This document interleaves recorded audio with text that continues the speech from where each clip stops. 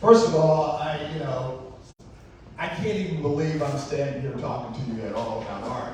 Because I grew up in a small town in Florida, Quincy, about 10,000 people. I was raised by my grandmother who had a fourth-grade education. My mother was the first out of her 4 children to get an education. She said, black men could not possibly make a living painting pictures in America. If you want to make a living, you have to get approval from Europe, and she gave me this whole synopsis about what I needed to do. So my grandmother, on the other hand, said that if you love it, then you should pursue it, and that's what I've done. Now, there's all kinds of art worlds, first of all, and I had to learn that when I went to art school. There is a contemporary art world, there's a black art world, there's all kinds of art worlds. But when I got in school, I was really confused after going to the first museum. As I walked through room after room after room, I saw nothing that reminded me of myself. There was no reflection of my own images. And so I remember going out as a kid, painting barns and tobacco barns and different things like this. And so whenever someone would see my work, particularly Caucasian people, they would bring up the name Andrew White. Who's Andrew White? Who is this? So I went and checked out a book in the library, and come to find out he painted rule scenes just like I like to draw and paint. But the other part was, I saw African American images in this book. I had never seen an art book with people of color in it until I laid eyes upon Andrew Wyatt's work. So I was trying to figure out how to mix flesh tones. I was trying to figure out how did he make this look so real? I did not realize how much I was starving to see myself reflected. And so when you see my work being compared to his, there is a reason, there is some influence. But the bottom line was that African American image spoke to me. The skill set, the ability in which he placed the figure in a space spoke to me.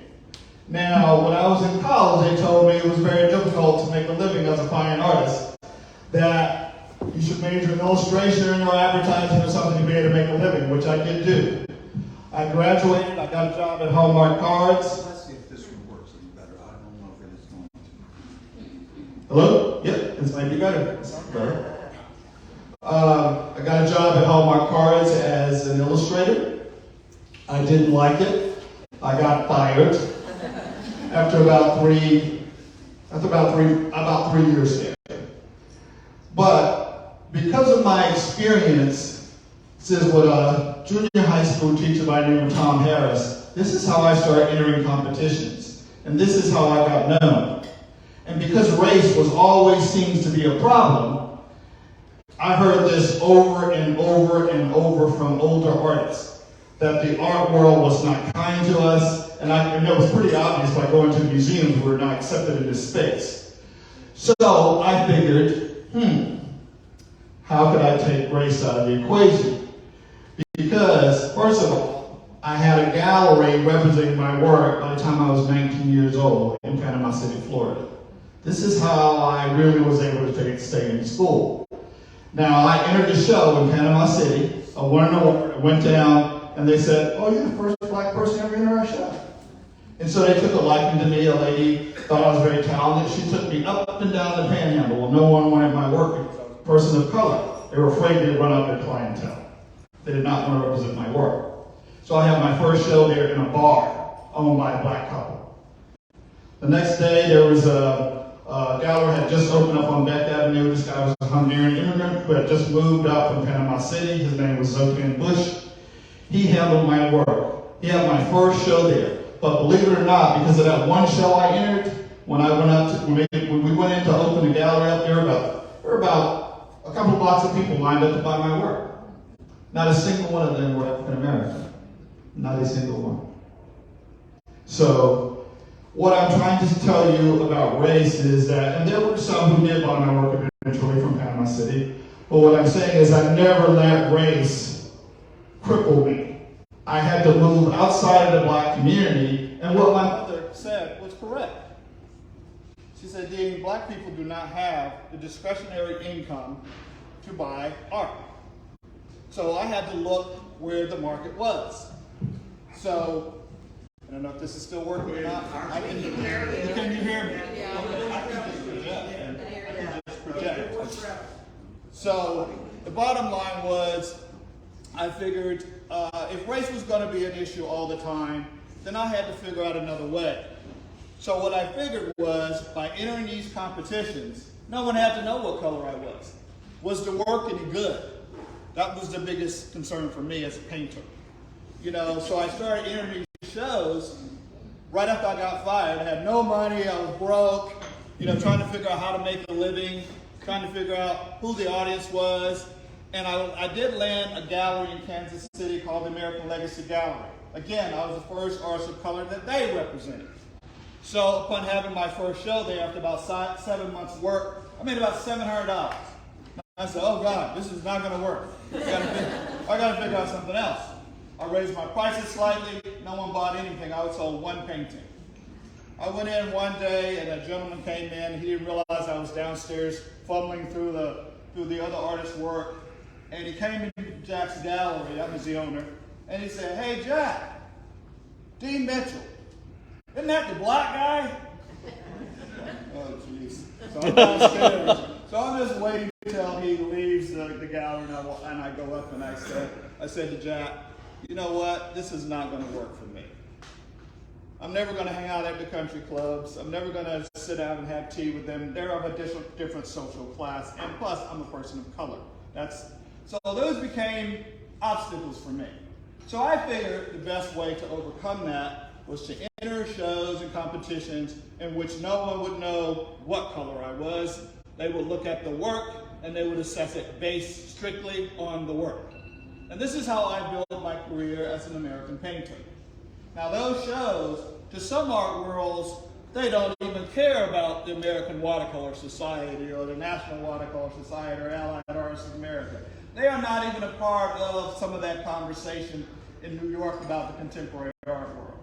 The Whitney Biennials and those big shows, those are the builders of the more modern painters. I did not fit into that sensibility. But what I did find out was by entering these particular shows that not every curator thinks alike. And so my work started getting publicized. I remember getting my first article in American Arts Magazine. I was afraid to send my photograph in because I didn't want people to know I was a person of color, because I didn't know what the response was going to be. Well, American Arts was not having it. They were not going to run the article without a photo. And I was not about to turn down that press. So I sent a photograph in. I got my first museum show off of that article in a little town called Poplar Bluff, Missouri. Never heard of it. I had never heard of Poplar Bluff. I'm sorry, I never heard of it. And I was dating a girl at the time, and I mentioned it to her father. He said, boy, don't you go down there talking about you don't have no show. That's playing territory. And I said, Mr. Franklin, I don't care what kind of territory it is. I'm going down there. I'm having this show. It was a small museum. They have enough budget. I drove my work down there. And they bought work, and I went back and I picked the work up. I have always been willing to go the extra yard. Now, speed this stuff forward for you, I had a show in Old Lyme, Connecticut. I drove that work all the way up, and I got pulled over by an officer about 3 o'clock in the morning trying to get this work to Old Lyme, Connecticut. You know, I didn't have an iPhone where you got the map, you know, the Quest map thing, whatever. I had to turn on my light and look at to make sure I was going out the right exit. Well, woo, cop pulls up and get out with your hands up. He had his gun drawn, get out with your hands up. I got out of the truck, put my hands up, turned around, come toward me, what you got in the truck? I said, officer, I have artwork, I'm having a show. And he said, you got to open that truck up. So I opened the truck up, all these crates. And he said, you got to open one up. I said, whoa, wait a minute, officer. I said, by the way, I have a book on my work. He said, a book? I said, yes, I have a book. And I self-published myself. And I said, it has a photograph of me in it. So I took the book out. I showed it to him. He looked at it and said, these are pretty good. How much you sell these for? I didn't dare tell him. But here again, now this book, I have a copy of it. This book that I published, I was told by my dealers. Now this was 25 years ago when I published this book.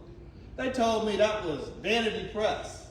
That was, artists don't self-publish, that's for the dealers. I said, well, if the dealers don't think I'm worthy, and they don't want to put the money up, and I figured out a way to finagle this,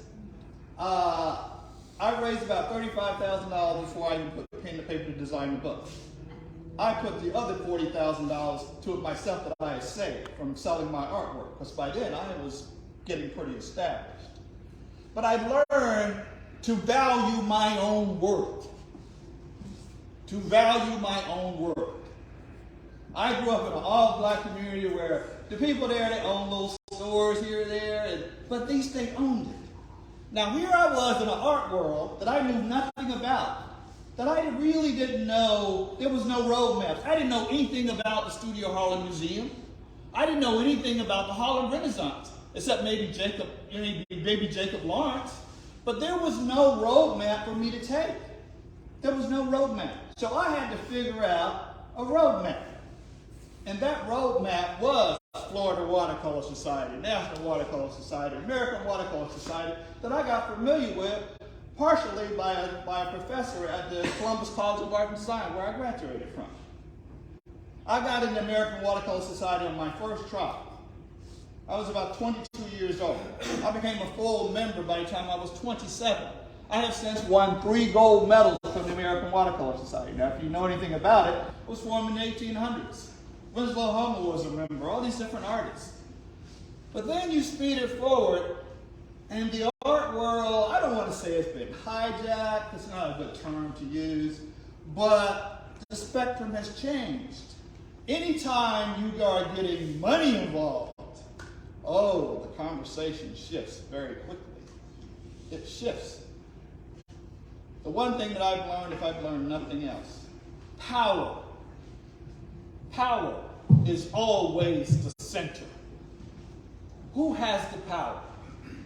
As a painter, I have my own creative license to do what I want.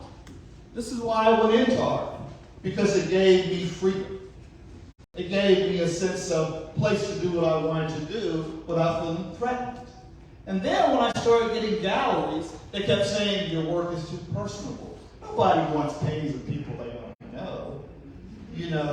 They started trying to tell me what I should paint and what was sellable for them. I wasn't interested in what was sellable for you. I was interested in what I wanted to do as a human being. And I have to this day, I'm not sure what black art is exactly. I know what the human experience is. I know what that is. And my work transcends race. It transcends race, believe me. Some of my paintings that I've done to people who have Alzheimer's, who have cancer, people have responded. I've got response from all over the world about those paintings. Because cancer and Alzheimer's, that's not a black thing. That's a human thing. Slavery is not a black thing. That is an inhumane thing.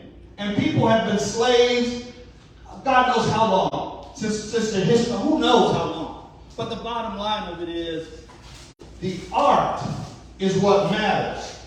Truth is what matters. History is what matters. And America will continue to go through this racial nonsense until we tell the truth about how this country was built. We have got to tell the truth. No amount of money, no amount of wealth can conceal a lie. Truth sets us free. As a painter, I don't look at myself as a black painter. I look at myself as an artist. And if I see inhumane things done, I will attack it with my brush. If I see racism, classism, I will talk about it. I have no problem talking about any issue because of the way I was raised. Was raised with a moral compass. I am able to scan a space and recognize sometimes the energy from a person. whether they're receptive to my vision as a painter. You know, I will not succumb to people who just want to control me. You think that I would have published my own book? Had I listened to them, guess what? There would have been so many opportunities I would have missed. For example, I had a gallery in New Orleans. When that book came out, my sales tripled. Tripled. And I'm thinking, why aren't black artists known? Because the publishers didn't want to publish it. They saw no money in it. They saw no value in it. But they see value in them now. Because there's plenty of discretionary income in the black community now. There are wealthy basketball players and engineers. And now we're invited to the table because there's money. I gave a lecture at the Tampa Museum about this. Somebody asked me, do you think things are changing? Of course they are. Money always changes things. It gives you power. And I recognize in order to be free as a painter, I needed to figure out how to make money. And I figured it out. And I control my own destiny. That's real power. To control your future. Don't let anybody rob you of your dream. I certainly did. I would not be standing here had I listened to people telling me what I shouldn't do. And while they're telling you what you shouldn't do, ask yourself, who is that going to benefit? So, you know, I learned a lot of things about going in the all-black community and watching how they maneuver themselves to be self-supported. Now, I'm going to stop here because I can ramble on about all kinds of things, and I have had a tremendous career. I truly have. It has gone way beyond something that I ever thought. Ever thought. I grew up, like I said, working in tobacco. I grew up working at a local canning factory. This was just a dream. And here you are to hear what I got to say. Isn't that something?